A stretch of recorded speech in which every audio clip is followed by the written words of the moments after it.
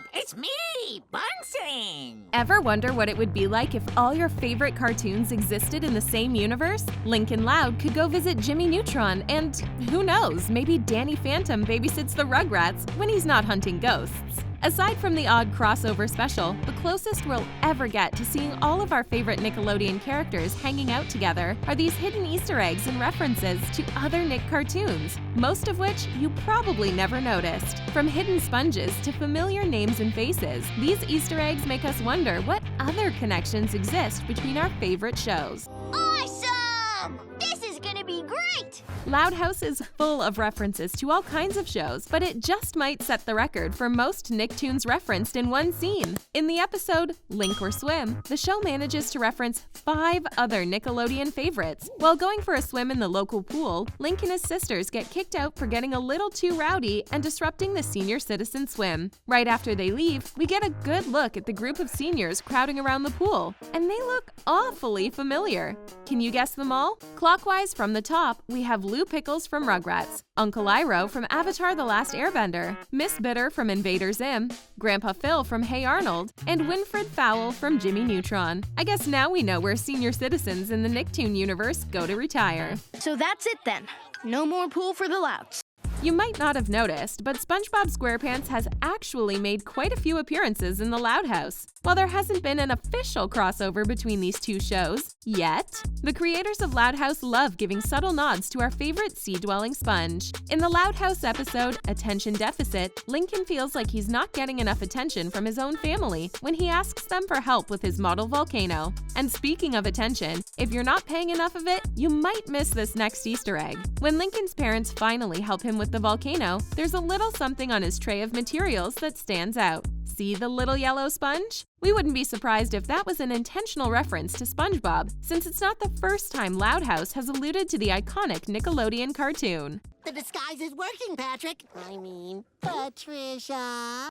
Jimmy Neutron and his friends end up visiting what appears to be Bikini Bottom in this next Easter egg. During the 2-part Jimmy Neutron special, Operation Rescue Jet Fusion, Jimmy, Sheen, and Carl have to dive into the ocean in order to retrieve a tracking device from the bottom of the sea. As they approach the device, they swim past what looks to be a pineapple sitting on the ocean floor. And who do we know that lives in a pineapple under the sea?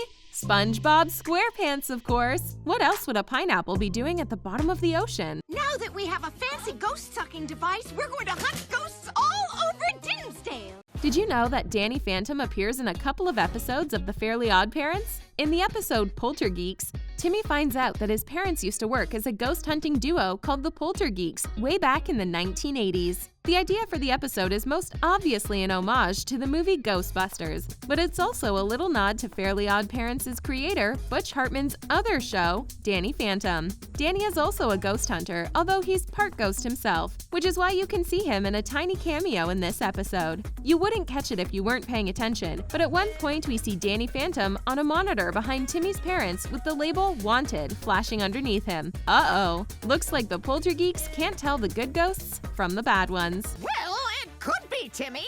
After all, there's a pantsless dog and a floating kid.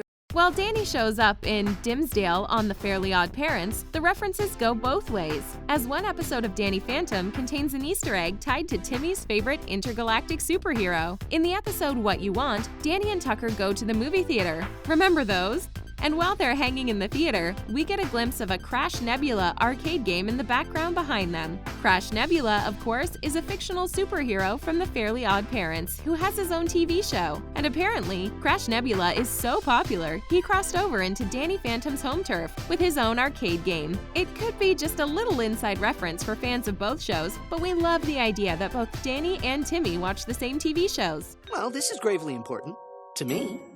This next one's a bit of a mind-bender. Danny Phantom makes a small cameo in yet another episode of The Fairly Odd Parents, but this time he appears within Crash Nebula, the show within the show that Timmy Turner can't get enough of. In the Fairly Odd Parents episode Crash Nebula, we get to see the origin story for Crash Nebula, one of Timmy's favorite superheroes. At one point, you can briefly see Danny Phantom on the back of a comic book held by Spriggs Spivak, Crash Nebula's alter ego.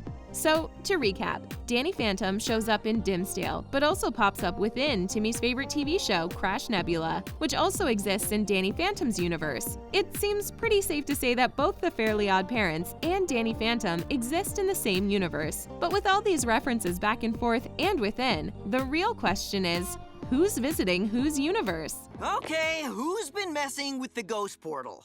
But Butch Hartman also made sure to reference Nickelodeon cartoons other than the ones with his name in the credits. The Fairly Odd Parents also contains Easter eggs that reference SpongeBob. In the episode Wish Fixers, Timmy gets punished for making too many bad wishes. One of those bad wishes? Asking for a pair of turbo cheese pants. Cosmo hilariously calls, "Come on, cheese boy SquarePants!"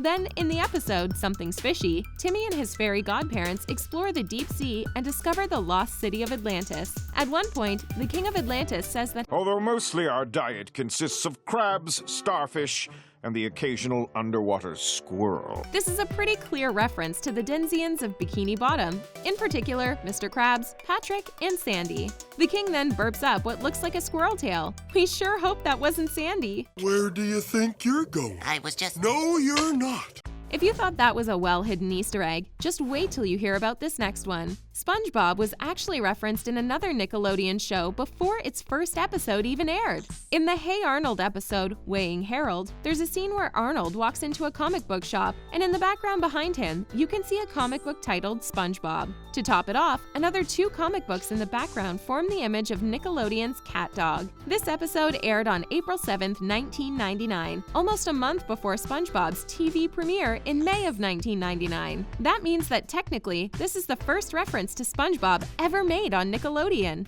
Oh, gee. Mom and Dad have grounded me from watching TV. In the Fairly Odd Parents special Channel Chasers, we see the show parodying a whole host of other TV shows, everything from Batman to the Jetsons. In this episode, Timmy's parents forbid him from watching any television after he tries a little too hard to emulate his favorite series. So, what does Timmy do? He asks his fairy godparents for a magical remote that can take him inside the TV so he can experience all of his favorite TV shows firsthand. His wish ends up causing unexpected consequences, of course, but we can't really blame Timmy. Where can we get ourselves a remote like that? Hopping from channel to channel eventually takes Timmy, Cosmo, and Wanda into a show called Carpet Critters, which is a clear reference to Nickelodeon's Rugrats, right down to the animation style and theme tune.